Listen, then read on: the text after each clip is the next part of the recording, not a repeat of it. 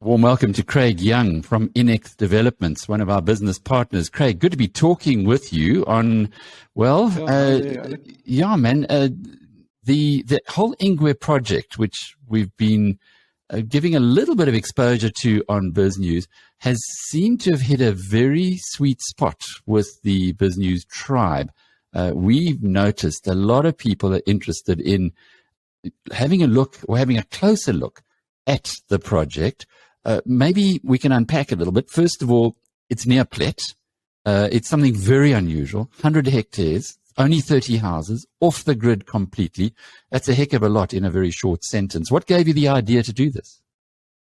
It's actually a friend of mine from Varsity who owns the farm, William Edwards. He started the process 8 years ago. And then when he got closer to getting his rights, he asked us if we would like to do the development on his behalf, because he just realized you need experience with this type of development, being off the grid and all the green aspects to it. So we got involved about 2 years ago. 8 years ago? That sounds like a long time in gestation. Are there lots of hoops to jump through? Yeah, the main thing is always the environmental aspect and the impact of the environmental. So that's normally the biggest headache in these type of developments. It's a good thing as well, because then obviously you get the rights correct, and I think it's the right thing to do, even though us developers hate taking long because time is money. But in a way, it is a good thing. It's such a special site. The forest, all 50 hectares are like completely indigenous. Like 99% of the aliens have been removed. So pristine development like that, you would expect that environmental affairs and stuff will be very strict, and the conditions are actually very strict. So for people who know Plett, where is it situated? We're in the Crags, in the heart of the Crags. The closest sort of places people will know will be the Curlin's Big Polo Estate. They're about 2 kilometers from us. So, and we're on the ocean side of the N2, whereas Curlin's is on the mountain side. And yeah, we're also very close and in the heart of all and most of the new wine farms. So we're very lucky. We're quite surrounded by very good estates and very nice area to be in.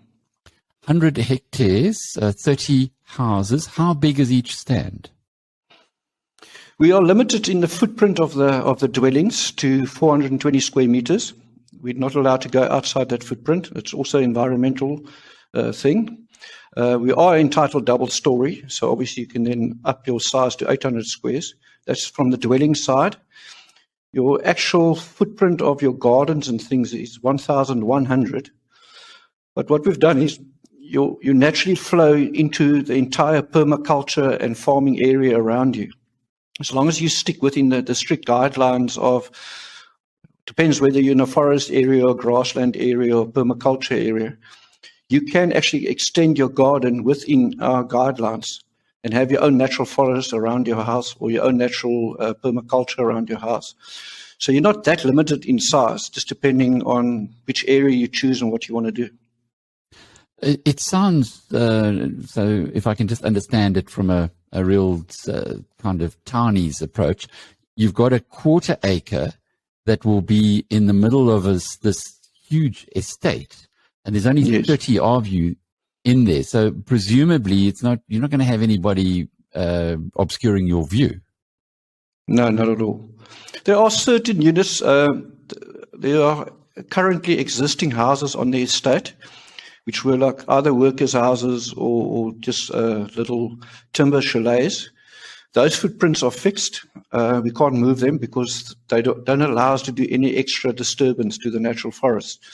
So those units are closer together, but all the new units, there are going to be 19 completely new units where there are no existing buildings that we demolish. Those units are very exclusive and very far apart. So, your neighbors are quite a long distance from you. But is there going to be any communal ability to come together? Your neighbors might be far, but things like clubhouses, etc.? Yes, we have designed a general's clubhouse with squash and tennis and gyms and yogas and place for the children to play, and just like a nice get-together lounge, bar, little kitchen area. There's also a huge existing educational centre, because the farm beforehand, they used to do educational training. So that we're turning into a business hub, where there will be facilities for people that want to do most of their work from home, and if they've got extra printing or they just need additional assistance from admin side, there will be a little business centre for that. Then we got a current area where there used to be an old soccer field. So because it was disturbed already, they allowed us to do that as the training area for golf. So we're going to have a little golf area where there'll be putting greens, chipping greens. And right next to it, there's an old little timber building that's been there for many years. And that will turn into like the little 19th hole. Be like a little honesty pub where you can go with your friends after you've chipped and played. There are only 30 houses. It seems like quite a big development or communal development for a relatively few people. Yeah, look, we were limited by the environmental. So, as I said, there are 11 existing homes. Obviously, we demolished them and built inside our new architectural guidelines. But the maximum disturbance footprints that we're allowed to do on the entire estate, including new roads, is only 1 hectare. They only allow us to disturb 1% of the entire 100 hectares. That's how strict they were. So that's where our limitations came in, and we had to design and decide maybe a bit bigger and less units, or smaller and more units. And we rather opted for less units and bigger units, because we find this is for the discerning buyer. Such a big estate, obviously, you're going to need people that understand the environment, people that love the environment, people that understand food and water security. We're extremely lucky. The farm has never run out of water, because it's got a place called the Whiskey Creek, which is above the N2, and that feeds us all our water. That's never run dry. Nobody knows whenever that has run dry. That's lived there for many, many years. Obviously, then we're going to bring in the solar and the other off-the-grid sewage systems. And then obviously on top of that, we're lucky having all this water. We've got 40 hectares of water rights for irrigation. So this allows us to go food security in a very organized manner with permaculture. And so that's, I think, why the estate is so appealing. Further to that, we're also lucky there's various trails that have already been done on the estate, because they used to do like MTD, cycling and trail running through the farm for quite a while. So we'll just upkeep these existing trails, which also, it's nice. You know, you don't have to go off the estate if you don't want to.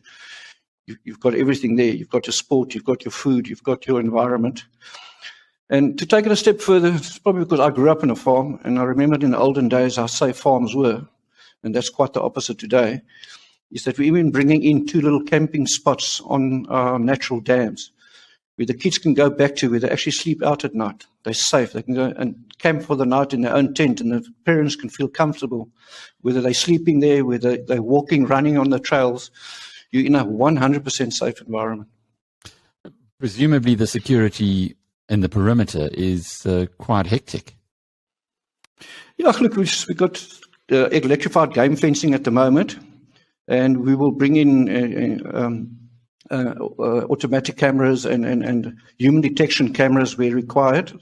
And that's what we do in all our states anyway. We find that is the way to go now in the Eastern Cape, unfortunately, as well. It's not always just Joburg that's hectic. So crime is, unfortunately, on the rise, and I think with COVID it's become worse. So we're very well aware of that. So yes, security will be of a high standard. A mutual friend of ours, Stephen Nathan, who's well known to the BizNews community, actually referred us to chat to each other.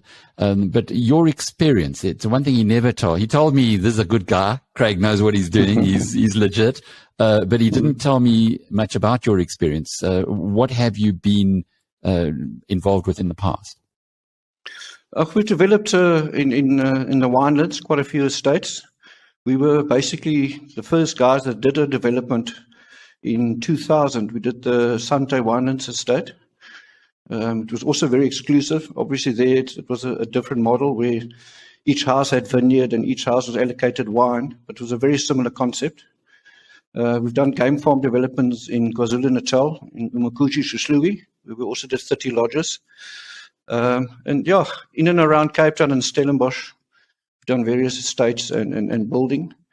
And then my partners in Cape Town through Eurolux, they also got a long property track record of investment. So it works well. Clearly not your first rodeo. But Craig, you said a discerning buyer. What are the price points here? The plots are from 2.5 to 6 million. And then we've just got a very standard sort of project management fee structure. We as developers on this type of development decided it's very difficult to give a turnkey. Normally what would happen is you'd have choices of houses and you'll have price points for the people to choose different designs. But because the site it varies so much, like you've got huge steep slopes in certain areas, other areas you're right on top of the mountain on grasslands, on flat sites. So we decided we'd rather just, as developers, take our markup on the plots, and we do a complete open book system on the construction side. We've got 5 approved contractors, and we just project management the entire process for the client with architects, engineers, QSs, project managers at a fixed fee. So there's no specific model or a design that you have to follow. You can design your own abode. If they look at our website, they'll see these prototypes, just to give the people an idea. And we've got obviously a very strict architectural guideline. And obviously we're going for like the more natural, like wood, stone, glass, steel feel. Certain designs are like a barn-like feel, others are a bit more modern. So it's quite open for the client to make changes and to do his own design and put his own sort of stamp on his unit, but obviously with strict guidelines to ensure that the estate is harmonious and more or less looks the same. Being off the grid, does that mean that you will, as the developer, will put all of that together? So you'll put the solar plant together and the water system, etc., or would each dwelling be responsible for their own septic tank, for instance? Yeah, the sewage system is already a large part of it's there, so we'll just increase the size and the quality of it. The water, as I said, there's a lot of water available, so we've got to have huge storage tanks. But what we are doing is each house has to have a minimum of 30,000 litre water capacity in their basement or under the house. That's just, we don't need it, but we just felt that's the right thing to do. And so far, the first buyers that have bought, most of them are actually going bigger than that. So people are happy with that. The solar system, obviously we design house for house, depending on your size and how hungry the house will be for electricity, depending on what you choose and what type of fittings you put in the house. We do have Eskom power on site, so it is available as a backup, but we will design the house that it is capable of being off the grid with solar and backup batteries. What about pets? Are they allowed there? I'm just thinking about the wildlife that you have. For instance, at Zimbabwe, you're not allowed to have pets because of the buck and the monkeys. Yeah, that's the reason why we've given each person a 1,100 square meter plot, so that they can fence that in. The fencing obviously is also like a strict guideline where it is going to be. We actually want to landscape it away. You'll put clear view fence in, but with hedges and stuff that eventually it actually looks like a hedge. So everything remains green. But because they're so far away from each other, we felt pets is fine, but with strict guidelines when you take them off your plot. Obviously got to be on a lead, etc., because of all the game. We've had people that are keen to have horses, but we're not allowing that. We're limiting to the size of the pets. That's domesticated dogs and cats. It's just, I just think on a family environment like that, to say to people they can't have pets, we just felt that's wrong. There's only 30 houses there, and to me, I've got 4 sons, and they love their pets. So that's what we're trying to create. We're really trying to create a family environment where everybody loves where they're living and enjoy the environment. You also mentioned people working from home. The connectivity is critical. How well is that being catered for? Well, we're going to bring in the data. We're lucky that data runs on the N2 right past us. That's already, that section of the Cape has got data all along. So your data will be there. What are who does it appeal to so far? You said you've had a few buyers already, and I know certainly the business community is, our tribe are wealthy. They're looking for something different. They're looking to be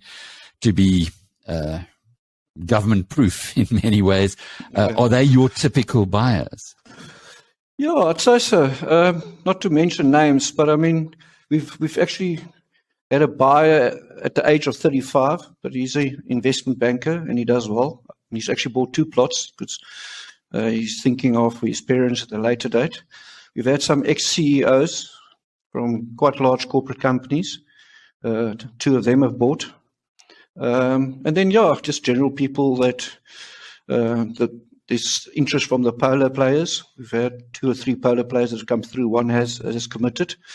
So I think it's people that can afford to live on an estate of that nature, and they just prefer it. But it's all walks of life so far. But it is people that can afford it, yes. And how far are you from Plett when you think about the getting provisions and being able to actually socialize with other human beings? Yeah, look, Plett is close by. It's 15 kilometers on the N2, so it's very quick there. But we will have a concierge service. We will go to town on certain days, and people can just give a list.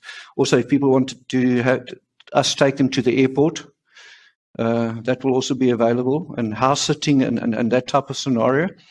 If people want to leave and they want somebody to look after their animals and look after their house and replenish the house when they come back, we really want to make it as comfortable as possible. So all those type of services will be available.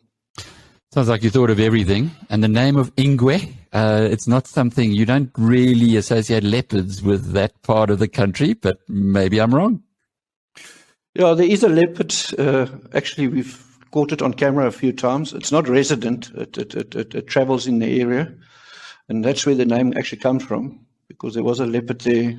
It's always been a leopard in that area. We've never seen it. We've only caught it on camera. So we just felt everybody knows it. I know the name has been used, especially in your parts of the world, on game farms and things. But just had a resonance with us, and we decided to keep the existing name.